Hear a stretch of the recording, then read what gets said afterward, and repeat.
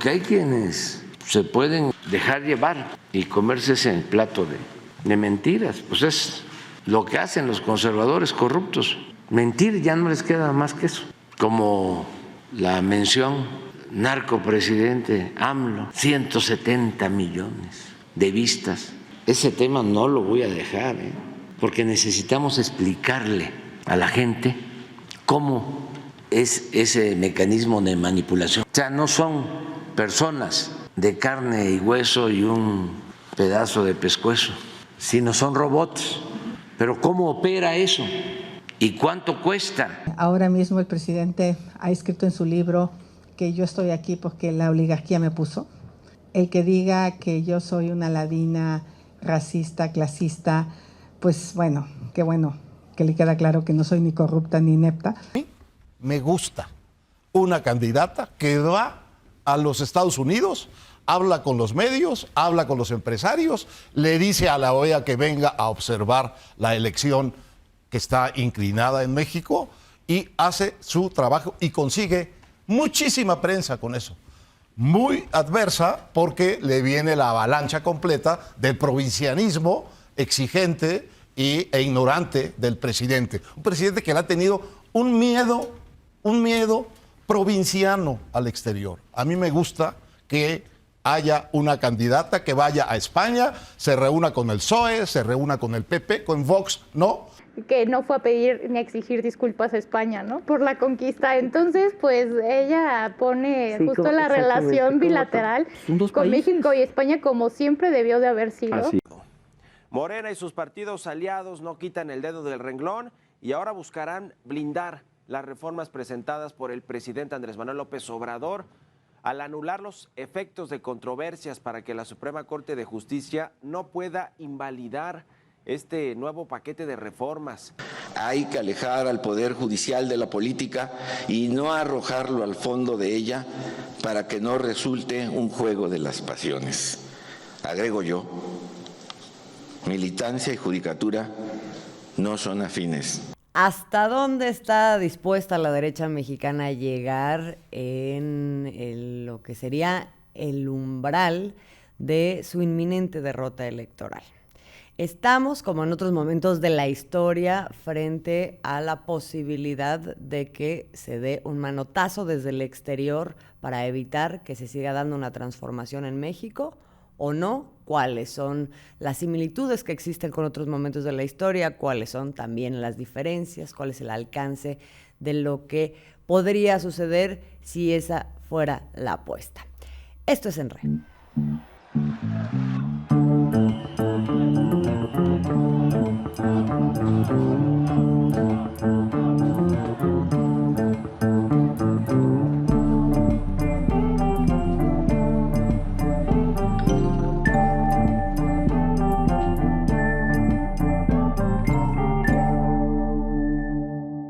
En estos días, el presidente Andrés Manuel López Obrador recordó una carta de 1924 de quien fuera el secretario de Estado del gobierno de Estados Unidos a un empresario que era dueño de una vastedad de medios de comunicación y que en ese momento estaba emprendiendo desde todos sus medios una campaña para que Estados Unidos impusiera un gobernante de allá en México. ¿Cuál era el contexto?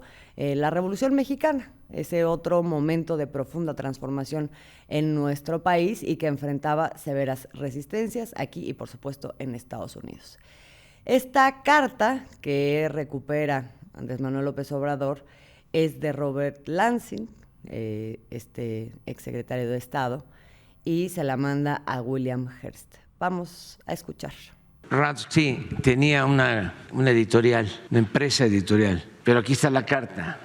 Fíjense lo que dice: México es un país extraordinariamente fácil de dominar, porque basta con controlar a un solo hombre, el presidente. Tenemos que abandonar la idea de poner en la presidencia mexicana a un ciudadano americano, ya que eso conduciría otra vez a la guerra. La solución necesita de más tiempo. Debemos abrirle a los jóvenes mexicanos ambiciosos las puertas de nuestras universidades y hacer el esfuerzo de educarlos en el modo de vida americano, en nuestros valores y en el respeto del liderazgo de Estados Unidos. México necesitará administradores competentes y con el tiempo esos jóvenes llegarán a ocupar cargos importantes y eventualmente se adueñarán de la misma presidencia y sin necesidad de que Estados Unidos gaste un centavo o dispare un tiro,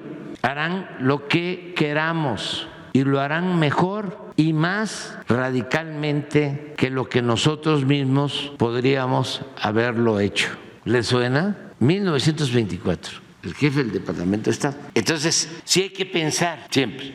Y este es un tema importante, el de cómo contrarrestar las campañas de manipulación con el uso de las nuevas tecnologías de comunicación. Eso va a ayudarnos. Hace 100 años de esto, y sin embargo, hay una serie de circunstancias que hoy se repiten, que vale mucho la pena que recuperemos, independientemente de que en las diferencias que también existen en nuestro contexto de hoy podamos ver que tal vez los alcances no fueran los mismos en un momento y en otro. ¿Cuáles son las similitudes? Nos encontramos en un nuevo momento de profunda e histórica transformación en nuestro país, donde se ha reconceptualizado lo que es el ejercicio del poder, se ha avanzado y se sigue intentando avanzar hacia una democratización del mismo y un poder que además sirva para combatir las grandes desigualdades sociales que existen en nuestro país, derivado de regímenes que han apuntado a eso. Eso por un lado. Por otro lado, esta transformación, como en otros momentos, enfrenta importantes resistencias al interior de nuestro país de aquellos sectores que han sido afectados por esas transformaciones. Y aunque son minoría, de todas maneras tienen el apoyo y el aval de sectores de poder muy importantes también del país. Estamos hablando, por ejemplo, de los medios de comunicación, ya lo hemos platicado aquí, estamos hablando también del poder judicial y de algunos empresarios, no de todos, pero sí de algunos. ¿Qué otro elemento existe? El hecho de que los intereses de esos grupos se encuentran con también intereses que provienen del exterior, de grupos de poder del exterior, particularmente de dos grandes países que han visto y han hecho de México en distintos momentos, pues, su colonia, ¿no? O su fuente de recursos y de grandes beneficios. Estamos hablando de Estados Unidos particularmente y también de España. Entonces, bueno, todo esto para decir que en este momento todos estos elementos se expresan de una manera muy particular y yo retomaría tres grandes elementos que vamos a discutir en el episodio de hoy. Uno es la gira de la candidata de oposición Xóchitl Gálvez a Estados Unidos y a España. Por otro lado, la intensificación de una campaña muy brutal, de una campaña sucia de mentiras a través de medios de comunicación y de redes sociales en México, con participación también, o por lo menos la sospecha de apoyo desde el exterior. Y por otro lado, la negativa rotunda de la oposición legislativa de aprobar una serie de reformas que propondrían un escenario transeccional que pone candados a la oligarquía de nuestro país. Particularmente hablaremos de la reforma judicial y de la reforma para proteger los recursos naturales y estratégicos de nuestro país.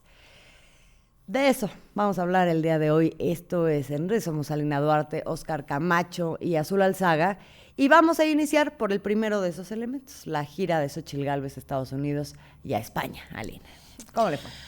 Pues Azul, Óscar, definitivamente yo creo que yo partiría diciendo que es esta gira de la pleitesía de la que ya medio ahondábamos la semana pasada, el episodio pasado, en el cual hay una serie de actores en los cuales pues va Xóchitl Gálvez a decirle por favor vengan a echarnos la mano porque solos no podemos. Empieza con un escandaloso recibimiento por parte de la comunidad migrante, la cual le dice ya basta. Hay memoria histórica, es justamente estos partidos que representa Xochitl Gálvez los que expulsaron mayoritariamente a los migrantes que protestaron en su contra. Va a 2 lugares específicamente: Nueva York, corazón financiero de Estados Unidos; Washington, corazón político. En un primer momento se reúne en el Consejo de las Américas, en el Wilson Center, en el cual pues llama la atención. En el Wilson Center es consejero emérito, ¿no? John Negroponte, un personaje que fue embajador de Estados Unidos en México, pero también fue bastante cuestionado por su actuar dentro de la parte de la guerra en Nicaragua, en la cual operó directamente con los contras. También se habla de que estuvo orquestando varios golpes de Estado en América Latina, y ahora él es uno de los consejeros eméritos. Y también quien se encuentra en una de estas reuniones es su esposa, que es cuando da este discurso Xochitl Gálvez, ¿no?, exigiéndole al presidente Biden que tiene que cumplir con lo acordado, y se da este famoso, así como el infrastructure de Peña Nieto, se da el you have to walk the talk con Xochitl Gálvez. Pero también hay un descaro, hemos visto la arremetida mediática en las últimas semanas, se reúne con el Washington Post, con el Wall Street Journal, con varios medios de comunicación, con el New York Times, y también va a Washington, en donde yo insisto en que es esta parte de la gira de la pleitesía, porque ya hemos visto actores en América Latina hacer exactamente lo mismo, sea un Juan Guaidó tratando de dar un golpe de Estado a Nicolás Maduro, sea Fernando Camacho yendo a estos llamados think tanks en Nueva York, en Washington, también buscando un golpe de Estado en su momento a Evo Morales, o sea las más recalcitrantes ultraderechas de la región yendo a pedir auxilio, a pedir ayuda. Llega a este punto que me parece álgido, ya no tanto con las instituciones de Estados Unidos, con el Departamento de Estado, con la Cámara de Comercio, es decir, con estas agencias que ya sabemos cómo ha estado operando aquí en el caso de México a través del financiamiento también de Mexicanos contra la corrupción, ¿no? Pero también vemos cómo va directamente a la OEA, un organismo que más allá de pelear por la democracia y la justicia ha estado implicado en los más escandalosos intentos de golpe de Estado o invasiones directamente, como en Venezuela, en la frontera colombo-venezolana, donde hay que insistir, ¿no? Se dijo en su momento que era ayuda humanitaria con la cual querían ingresar a Venezuela, y aunque dijimos que era un intento de invasión, es hasta que el New York Times, meses después, casi un año después, confirma esta versión, que sabemos que la OEA estuvo detrás también de orquestar este intento, y no se diga en múltiples ocasiones que la OEA ha cuestionado un montón de procesos democráticos que le han costado también la vida a muchísimas personas. No solo es que lo cuestionen nomás porque sí, sino que detrás ha habido masacres también en estos pueblos.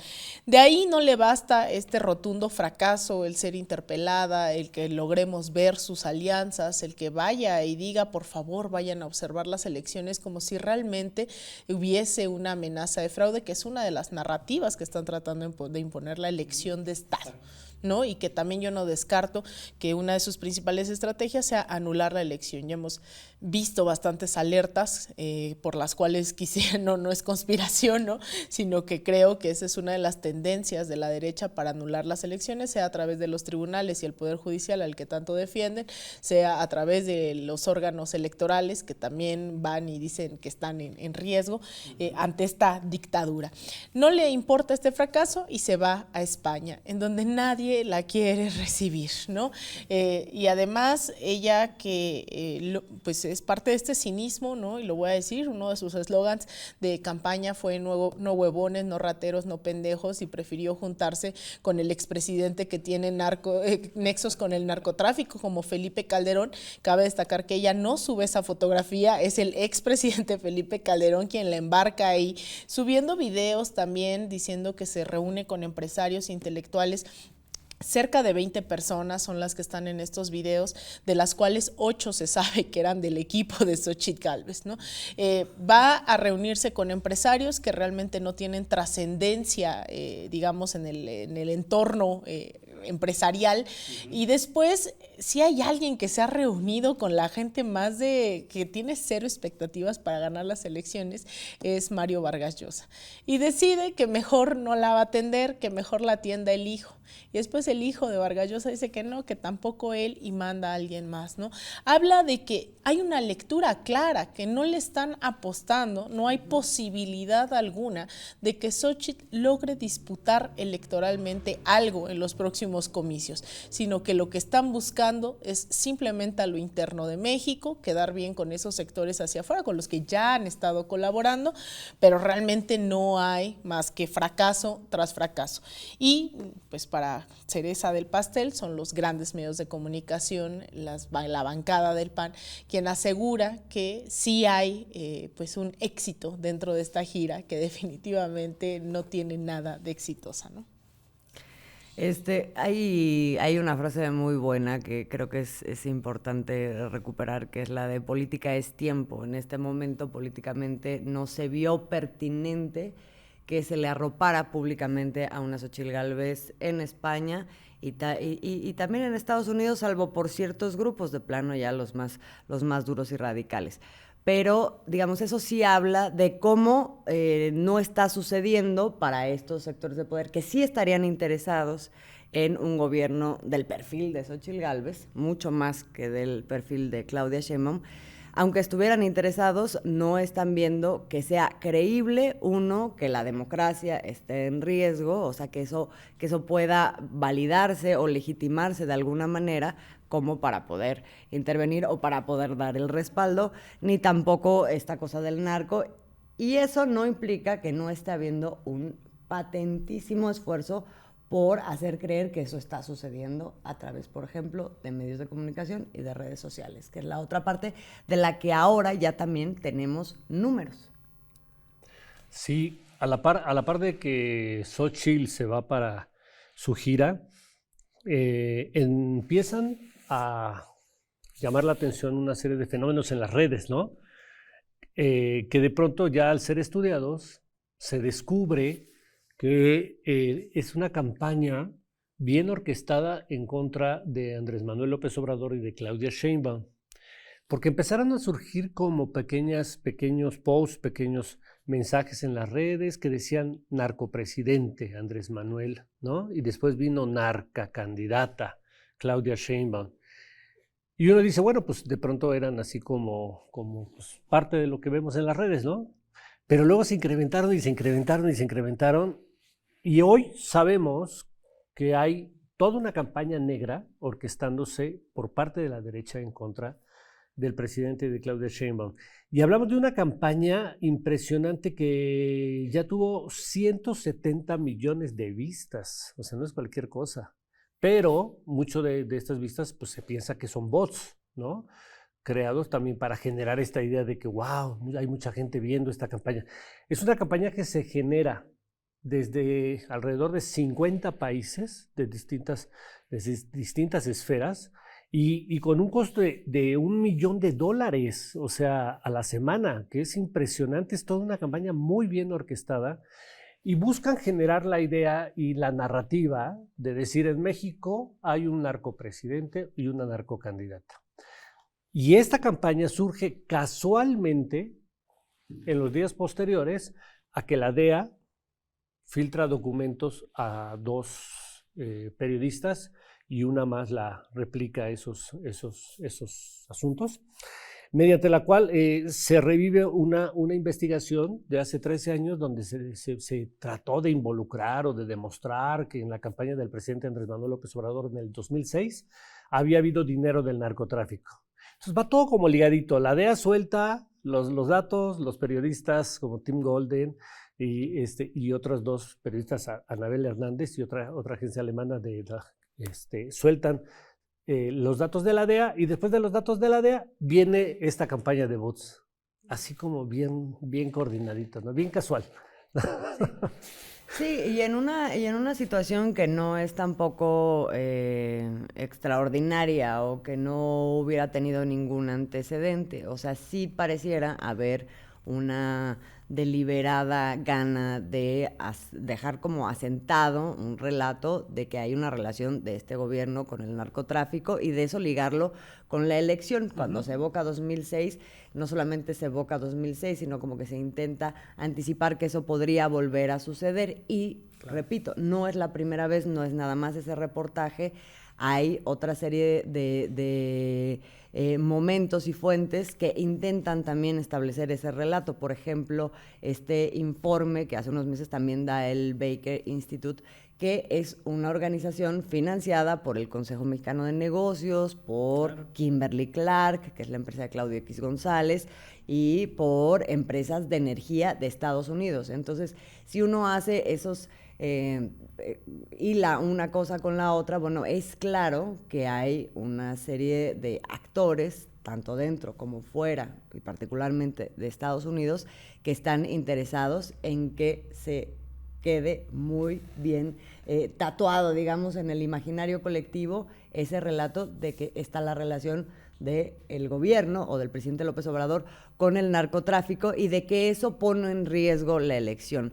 Es una forma de anticipar que si no les gustan los resultados, van a jugar a desacreditar la elección a través de eso. Y que de hecho ha sido pregunta incluso ya de la mañanera, ¿no? Así Algo es. que hemos visto, bueno, esta pregunta no es la primera vez que se la hacen al presidente López Obrador, se le hicieron en el 2006 a sabiendas de que se estaba orquestando todo un fraude y se le presionaba al presidente López Obrador, bueno, entonces al candidato López Obrador, diciendo, va a reconocer usted los resultados de las elecciones. En 2012 no fue la excepción y nuevamente en 2018, ¿no? Asumiendo que de verdad había la posibilidad de que ganaran. Sabemos cómo se orquestaron los fraudes y ahora ya llega a la mañanera nuevamente esta pregunta, a pesar de que incluso las propias encuestas que sabemos que trabajan abiertamente para Xóchitl Gálvez, sitúan a la candidata de Morena, de la coalición Sigamos Haciendo Historia, por delante por muchísima ventaja. A mí lo que me parece importante es la respuesta que da el presidente López Obrador, porque esto no es sintomático de México. Hemos visto durante las últimas elecciones ya no solo el papel de los medios de comunicación, sino las inversiones millonarias que han tenido en redes sociales personajes como Jair Bolsonaro, como la derecha colombiana también, no se diga ahora en contra de Gustavo Petro, Nayib Bukele. Todos estos personajes han tenido inversiones tremendas en campañas de redes sociales que, bueno, ahora están dando una cifra en dólares también aquí en México con estos bots, pero para eso el presidente López Obrador, estratega, como sabemos que es, para bien, para mal y que les guste a unos o no, lo que propone él es ahora, a través de esto que ha sido su mecanismo más efectivo de comunicación durante todo el sexenio, esta parte de quién es quién en los bots, ¿no? Ya no es suficiente con quién es quién en las mentiras, que era esta forma de desarticular las narrativas de la derecha, las fake news y demás. Ahora es quién en los bots, porque es verdad. Y lo que él dice es, necesitamos explicarle a la gente cómo es ese mecanismo de manipulación, ya que no son personas de carne y hueso y un pedazo de pescuezo. Son robots, pero cómo opera eso y cuánto cuesta, porque hablamos de millones de pesos de una campaña así. Y sobre todo, bueno, ahora creo que en estos últimos meses, no sé si coincidan, hay una necesidad del presidente de hablarle a los jóvenes, ese relevo generacional, y dice también que hay que alertar a los jóvenes que están muy expuestos, hay que informarles cómo opera esta mafia de publicistas que es internacional. Entonces, a partir ya, supongo, de la próxima semana saldrá esta sección de quién es quién en los bots, invitando también expertos, porque sabemos, ¿no? Y también, pues, Julián Macías, ¿no? Que participa también de Canal Red, que ha estado aquí en México, también ha alertado, no es la primera vez, de estas campañas articuladas que crecen cero orgánicamente, que son planificadas, que hay mucho dinero, mucha inversión detrás de ellas, y lo que vimos ahorita, y con eso cerraría esta parte, sí me preocupa que después de 5 años, creo, no sé si coincidan, yo no había visto tan articulada a las derechas mediáticas, electorales, internacionales como en las últimas semanas, ¿no? Y eso es preocupante, pero también nos obliga a estar desmantelando con más cuidado todas estas narrativas que están impulsando al mismo tiempo, porque más son varios ejes. Ahorita ya vimos uno, pero todavía hay mucho de tan solo estas semanas. Sí, creo que hay dos partes. Una tiene que ver con entender justamente esos mecanismos, luego ubicar de dónde provienen y, digamos, para quien investiga un crimen es clave también entender el motivo por el cual se está cometiendo ese crimen y aquí, pues el contexto lo es todo, sí, claro. Oscar. No, sí, totalmente lo dices muy bien cuando dices crimen, efectivamente, porque es un crimen, eso, al final de cuentas son delitos electorales. Y ya Morena, por ejemplo, planteó, no solo Morena ha planteado la investigación de esta campaña. O sea, lo paradójico también es que es tan escandalosa que ya otro partido de oposición, Movimiento Ciudadano, le ha pedido también al INE pues que se meta a averiguar qué onda con esta campaña de bots que cuestan millones, y ha pedido que los gastos de esta campaña se le contabilicen a la coalición del PRI, PAN y PRD con Xóchitl Gálvez, pues porque está claro que ellos son los responsables de esta campaña. O sea, Movimiento Ciudadano no dice averigüen para ver quién es, dice averigüen para ver cómo se hizo. Pero cárguenle los gastos a la coalición de PRI, PAN y PRD, ¿no? O sea, sin duda alguna, por ahí viene esta campaña. Aunque todo lo que son los opositores de PRI, PAN y PRD digan, nosotros tenemos las manos limpias, ¿no? Como Felipe Calderón. Así es. Y creo que es importante aquí, a ver, en su momento, en el 2006, también en el 2012, hubo también esta cosa de las campañas sucias en medios de comunicación con ciertos mensajes que intentaban establecer que había un riesgo enorme si ganaba Andrés Manuel López Obrador. Claro. ¿No? Quienes orquestaron esas campañas, y ahora a propósito del nuevo libro del presidente, donde hace todo el relato de su trayectoria, rescata algunas de esas anécdotas. Una de las anécdotas es que alguien que fue parte de esas campañas, que la impulsó, que la pagó, etcétera, sabiendo evidentemente que todo era mentira, una de las preguntas que se hacía, o lo que verdaderamente le preocupaba a Andrés Manuel López Obrador, es que al llegar no siguiera permitiendo los acuerdos que antes tenían de privilegio ciertas empresas. Uno de esos privilegios, pues, es evidentemente el de la condonación de impuestos, ¿no? Claro. O sea, que ellos no tenían que pagar un montón de cosas en términos fiscales que ahora tienen que pagar. Esa era una preocupación. Ahora, digamos, hay todas estas circunstancias que se han modificado, pero hay otras que se van a seguir, o que está la propuesta de que se profundice esas modificaciones, en donde si hasta este momento, a pesar de las transformaciones que ha habido, sigue habiendo lugares y espacios para que esta oligarquía o los empresarios pues se puedan agarrar de ahí, ¿no? Para seguir manteniendo esos privilegios, y estamos hablando particularmente del Poder Judicial y los amparos, por ejemplo, pues ahora ya no lo podrían hacer. Esto en función de una reforma judicial que se está proponiendo, que tiene, ya decía yo, ciertos candados, y que de manera clave pues les amarraría las manos, ¿no?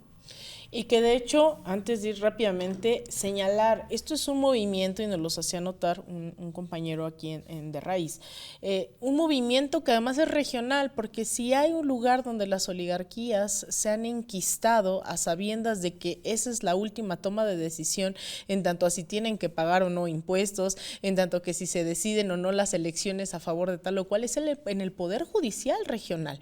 Y lo vimos hace tan solo unos meses con Bernardo Arévalo en Guatemala, lo estamos viendo con Gustavo Petro también en el caso de Colombia, lo vimos con Pedro Castillo, ¿no? Incluso también en la lógica electoral, lo estamos viendo ahora también incluso en Bolivia con toda la disputa interna que se está dando, lo vimos también con Cristina Fernández de Kirchner, no sé, ya con Lula, con Correa, etcétera, etcétera, y ahora en México se está avanzando, ¿no? Si bien en Bolivia se han decidido optar por elecciones judiciales, hoy en México se toma también esto, pero además se complementa. Lo que dice la secretaria de Gobernación en la conferencia mañanera hace tan solo unos días, Luisa María Alcalde, son los 3 objetivos de esta reforma al Poder Judicial, que es una nueva integración de la Suprema Corte de Justicia para que pueda ser más eficiente, austera y transparente, la elección popular de ministros, magistrados y jueces que cuenten con legitimidad democrática a partir del voto popular, y sobre la cual también no cualquiera puede levantar la mano, ¿no? Es decir, claro, va a haber una serie de parámetros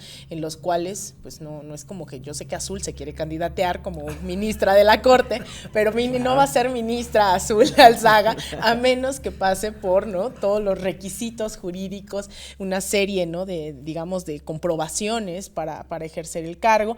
También la sustitución del Consejo de la Judicatura Federal, que hemos visto que sirve para dos cosas, ¿no? Para nada y para nada. Y para lo doble. Y también, ya en lo concreto, en cuanto a la Suprema Corte de Justicia, se reduciría de 11 a 9 ministros y pasaría su periodo de 15 a 12 años. Incluso señalar que en caso de que se apruebe esta reforma, pues, por ejemplo, Lenia Batres, que acaba de ingresar como ministra, pues también su periodo culminaría, dadas las elecciones a las que se tendría que someter la Suprema Corte de Justicia. Hay 2 salas en la Suprema, bueno, ahora solo se tendría una sala, el Pleno. Se elimina la pensión vitalicia para actuales y futuros ministros. Sabemos que las pensiones son una cantidad bárbara y además grosera, por decirlo menos, ¿no? Es inmoral, cero ético, etcétera, etcétera. Y bueno, sabemos que esto ha sido una pugna desde el inicio, que los ministros no puedan ganar más que lo que gana el presidente de la República. Se han inventado una serie de amparos, triquiñuelas, para insistir que ellos no ganan más que el presidente, a sabiendas que con todas las prebendas, que con todas estas maniobras que han hecho jurídicamente, pues llegan a ganar más que el doble que el presidente de la República. Entonces, esto es parte de lo que se está planteando en una de las, bueno, en realidad eran 18 reformas constitucionales, más 2 de iniciativas, pero ahora se han añadido también otras 2, la reducción de la jornada laboral y ¿cuál era la otra?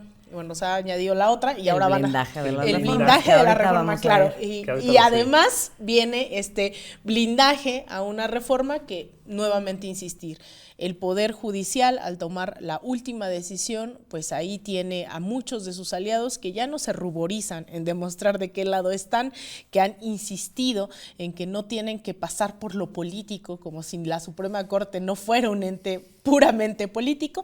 Y en pues no sé, hace unos días entrevistaba yo a Paco Ignacio Taibo y él decía, son los remates del presidente, ¿no? Entonces, en estos remates deciden blindar también esta reforma al Poder Judicial. Que vamos a ver si se aprueba, pero sí es muy importante que se dé el debate, y yo resumiría, digamos, la intencionalidad de esta reforma al Poder Judicial desde dos grandes ejes. Uno, que tiene que ver con la reducción de los grandes privilegios de quienes forman parte de ese Poder Judicial, y ahí está el tema de la austeridad, y por eso están también ellos tan aferrados, tan enojados y todo. Pero la otra parte tiene que ver con transparentar todo el proceso que se conduce dentro del Poder Judicial en la impartición de justicia. Cuando reduces las salas, haces que todo pase por el Pleno y que todo sea público, que sean audiencias públicas en donde la gente pueda ver qué es lo que están resolviendo, qué es lo que están votando, porque todo eso actualmente es una caja negra, y que después eso pueda ser sancionado por la población a través de estas elecciones de jueces, ministros, magistrados, ¿no? O sea, de alguna manera hay una relación ahí que está, digamos, la tenemos muy interiorizada con respecto a otros servidores públicos, pero no con respecto al Poder Judicial, y por eso ahorita pueden hacer lo que les dé la gana en secreto, y además no importa si no fuera en secreto, porque de todas maneras nadie de la población que es afectada los elige, ¿no? O sea, si no, todo se da desde la cúpula. Entonces, romper ese esquema es muy importante.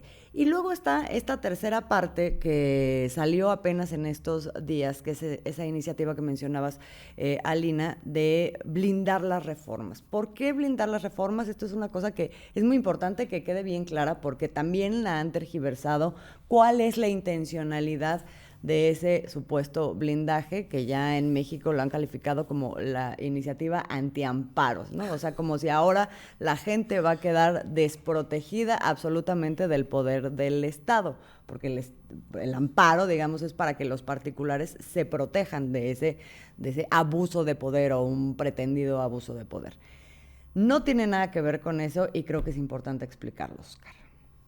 A ver, sí, cuando el presidente Andrés Manuel López Obrador presenta y anuncia sus iniciativas últimas de su sexenio, ¿no? 18, y más 2 leyes secundarias que ahora aparecen, 18. Bueno, La oposición se pone feliz y contenta porque la mayor parte de esas 18 iniciativas son constitucionales, es decir, son reformas a la Constitución y requieren de 2/3 partes del Congreso para ser aprobadas, en la Cámara de Diputados y en la Cámara de Senadores, ¿no? Entonces la oposición se pone feliz porque pues evidentemente dice vamos a bloquear todas las reformas con excepción quizá de una o dos que les conviene electoralmente, como la de pensiones.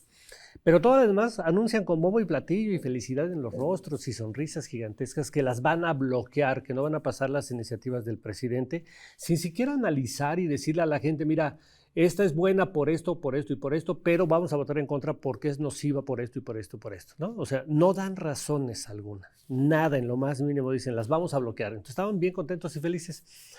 Y esa gran felicidad de pronto se les convierte en decepción, angustia y desesperación, como dice la canción, porque en la Cámara de Diputados el diputado Juan Ramiro Robledo agarra y dice, yo voy a presentar una pequeña reforma, chiquita, solo a la ley secundaria, no a la Constitución, ¿no? ¿Para qué? Bueno, pues para que los que sientan que las reformas aprobadas en el Congreso, las reformas constitucionales, por la razón que ellos quieran, inventadas o no, pueden ser controvertidas ante la Suprema Corte, como ha venido siendo, como han anulado muchas de las reformas del presidente Andrés Manuel López Obrador, que se van con controversias constitucionales a la Corte. Y los ministros, pues ya sabemos que son de derecha y les dan la razón, aunque no la tengan. Entonces, dicen, va, pues está bien, vámonos a la Corte. Bueno, con esta reforma lo que se busca es que con el voto de cuatro ministros de los 11 que están actualmente, se declare constitucional y no se puede echar atrás una reforma constitucional. Creo que en un principio, ¿no? Creo que no es exactamente así. A ver, cuando hay el procedimiento en donde el Congreso pasa una ley por mayoría, que no es 2/3 partes de la votación, como sería en la constitucional, sino para una ley reglamentaria. Mayoría relativa. Pero hay una mayoría, lo pasa el Congreso y luego alguien de la oposición, que es minoría, dice no me gusta esta ley, entonces la voy a declarar inconstitucional, la mete en la Suprema Corte de Justicia. ¿Y qué tiene que hacer la Suprema Corte de Justicia? Lo que ha estado pasando hasta ahora. Tiene que lograr que de los 11 ministros, 8 voten que es inconstitucional. Si no se vota, o sea, si no se logran esos 8 votos, entonces, ¿qué sucede? Se queda como, o sea, no se declara inconstitucional, pero tampoco se declara constitucional. Se queda como una especie de impasse que da entrada a lo que hemos visto después, que pasó, por ejemplo, con la reforma a la ley de la industria eléctrica, que es que un amparo al que le da entrada un juez puede tirar toda una ley aprobada por el Congreso porque dicen esto tiene efectos generales. Un amparo que se da. Entonces, ¿qué es lo que está tratando de evitar esta nueva iniciativa? Que si no se alcanzan los 8 votos para declarar inconstitucional, entonces en automático se declare constitucional. Por eso lo están tratando de poner como que con 4 votos se va a declarar constitucional. No, es que no se alcanzan los 8 votos para declarar inconstitucional y entonces no lo vas a dejar en ese limbo que permite que después cualquier juececito de distrito te tire una ley. Totalmente, nacional, constitucional. ¿no? Que esa no era constitucional, la ley de la industria eléctrica, por ejemplo. Estas son las leyes que son pero un juez puede tirar incluso una ley constitucional con un amparo. O sea, de ese nivel puede llegar a ser lo grave, ¿no? Sí, entonces es un gran blindaje el que está proponiendo Morena, a mí me parece extraordinario, pues porque la verdad, a ver, partimos del hecho de que quien propone una iniciativa de ley es pues el presidente, pero el presidente no, digamos, es un ente que llega ahí solito, llega por el voto de millones de ciudadanos, o sea, él es el representante de millones de ciudadanos, ¿no? Que le dan la confianza a la hora del voto pues, para que haga precisamente su chamba, que es, entre otras, presentar iniciativas. Luego llega al Congreso, donde hay diputados electos por el voto también de la gente, es decir, legislan con el respaldo del voto de la gente. Y luego, ya que el presidente y los legisladores deciden aprobar una ley, lo envían a la Suprema Corte, donde no fue electo nadie, son 8 personajes que no han sido electos por nadie y tienen la facultad, primero, si se juntan 8 votos, de echar abajo una ley. Pero luego, si no se juntan esos 8 votos pues la ley se mantiene ahí en el libro, un juez puede echar abajo lo que millones de ciudadanos le dieron como facultades al presidente y al Congreso. Entonces, eso es gravísimo. Entonces, lo están queriendo plantear como que es un acto de autoritarismo en donde ya se está concentrando todo el poder pues prácticamente en el presidente, porque desde ahí se dictaría todo. Y lo que realmente está sucediendo es que se está impidiendo que el poder judicial invada otros poderes. Particularmente el poder legislativo, porque en los últimos meses hemos visto cómo echan abajo y echan abajo y echan abajo, legislando el propio poder judicial, ¿no? Y la gran hipocresía de los que dicen es que con 4 votos ya se queda sin problemas las iniciativas. Exacto. Y cuestionan la numerología, ¿no? 4 personas pueden decidir. Pero luego esos mismos no se dan cuenta que hoy la ley de amparo le da a una persona, un juez, la facultad de echar abajo la voluntad popular de millones de ciudadanos a través de sus representantes. ¿Sí? Es increíble, es increíble. Así es. Pero el blindaje está muy padre, por eso digo que me da mucho gusto, porque de las grandes sonrisas pasaron a las caras largas y a las amarguras, porque es factible. Este blindaje que quiere ponerle Morena, sin duda, es factible y lo pueden lograr porque solamente requieren del voto mayoritario. Claro, que también es muy factible que acabe como otras leyes secundarias en la Suprema Corte de Justicia, ¿no? Siendo nuevamente tirada. Pero lo importante es que se esté dando este debate que, digamos, abre un poco nuevamente las intencionalidades y donde, como habíamos dicho la vez pasada, si en esta legislatura no pasa, vienen elecciones, y el hecho de que se dé esta discusión en este momento, pues es una forma también de zarandear para que veamos qué es lo que está en juego y que se entienda que si queremos hacer modificaciones constitucionales que no enfrenten eso, entonces tiene que lograrse una mayoría calificada en el Congreso. Y eso pasa por las elecciones. Y eso va a pasar, o sea, lo más seguro, así como van todas las encuestas, ya no solo Xochitl no está creciendo como candidata presidencial, sino que va en declive, ¿no? Y eso también repercute directamente, o sea, no es coincidencia ver estas listas de plurinominales donde los grandes mafiosos de los partidos se están enquistando para garantizar ese fuero, pero van a ser los últimos escaños, tal vez, que logren ya tener algunos partidos, como el PRD en todo caso, ¿no? El PAN, no se diga, está totalmente, el PRI, ¿no? Que también terminó ya en diferentes lugares, y a lo que vamos es en un periodo electoral que además ya están también alertando, ¿no? Porque recordemos que el presidente o la presidenta que entrará el próximo periodo entra el 1 de octubre, mientras el nuevo Congreso entra el 1 de septiembre. Es decir, que de lograrse esa mayoría calificada, todavía el presidente López Obrador tendría un mes con el nuevo Congreso, más allá de los periodos legislativos, que es lo que están alertando. Hasta tiempo le va a sobrar. Que la dictadura se va a consolidar, ¿no? En ese mes que le queda al presidente López Obrador, con un Congreso que pareciera, todo indica, que va a ser mayoritario para Morena. Sí, no es un reto fácil, pero se puede lograr. O sea, no va a resultar muy sencillo, pero sí es alcanzable, ¿no? Creo que las encuestas, como tú dices muy bien, caminan hacia allá. Y por eso toda esta guerra sucia de bots, de bloquear iniciativas, ¿no? Sí. Es que yo creo que el presidente es muy inteligente y creo que desde ahorita ya le puso, está como poniendo los cimientos con estas iniciativas al segundo piso de la cuarta transformación. Sí, y eso, bueno, ya vemos qué intereses al interior del país y también al exterior, porque cuando hablamos de redes criminales y de todo lo que está sucediendo con el Poder Judicial, que no nada más es que boicotee las políticas de este gobierno, sino que está todo el tiempo permitiendo que estas redes criminales operen a sus anchas, ¿no? O sea, lo vemos todos los días, vemos la cantidad de intereses que están ahí. Pero luego hay otros intereses también que ya no sé si nos va a dar tiempo de plantearlo a fondo, pero esta otra reforma que yo creo que va a picar la cresta de más de uno en el exterior. ¿Por qué? Porque se está prohibiendo el fracking, se está prohibiendo el maíz transgénico, la importación de maíz transgénico y la producción en México, donde había grandes corporaciones que hacían lo que les daba la gana.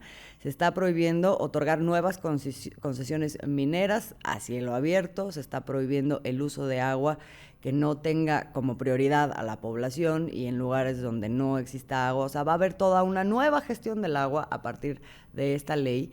Y bueno, pues si eso no afecta a grandes intereses, entonces yo no sé qué. Eso va a ser definitivo, ¿no? Yo creo que ahí, esto que bien plantea Oscar, se están poniendo cimientos ya para un segundo periodo.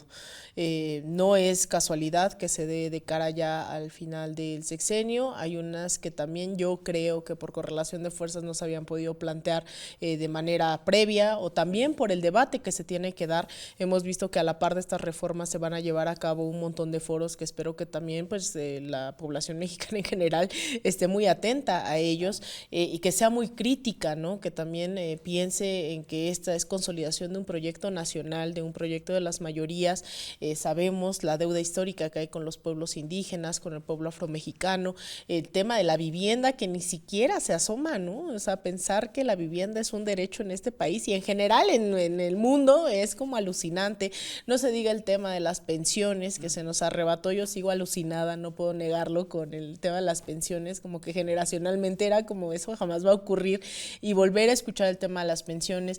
Entonces, esto del fracking, la minería, pues son tan solo esos pequeños pero inmensos pasos hacia un proyecto de justicia social que se nos arrebató por décadas. Entonces, también hay que no solo revisarlas, analizarlas, debatirlas, sino además impulsarlas, complementarlas y disputarlas, porque no hay reforma que se sostenga. Yo, la verdad es que sí me pone triste también pensar que si bien la Suprema Corte ya sabemos cómo es y qué es lo que va a terminar dictaminando, que pueda desechar con tal facilidad reformas y que no haya grandes movilizaciones, que no haya grandes indignaciones en torno a la reforma eléctrica, en torno a un montón de cosas. Entonces creo que también no solo es ya lo que hizo el Poder Ejecutivo, sino si realmente se va a dar ese paso a la transformación ideológica también de la gente, que vea esto no como las reformas del Poder Ejecutivo, Legislativo, la pugna con el Poder Judicial, sino como esa construcción de un proyecto colectivo. Así que también creo que ese reto está por delante. Ya el presidente dice, pues ya me voy y les dejo esto, pero también creo que será ya no solo de la siguiente presidenta, ¿no? Sino también evidentemente y fundamentalmente del pueblo de México, hacerlas suyas, disputarlas, defenderlas y hasta donde tope. Sí, y por lo pronto hay una enorme oportunidad en este momento para hacer esa disputa, y es a través del voto. Nos vamos a quedar con esto. Somos Alina Duarte, Oscar Camacho y Azul Alzaga. Muchísimas gracias por acompañarnos en este nuevo episodio de En Re. Nos vemos la próxima ocasión.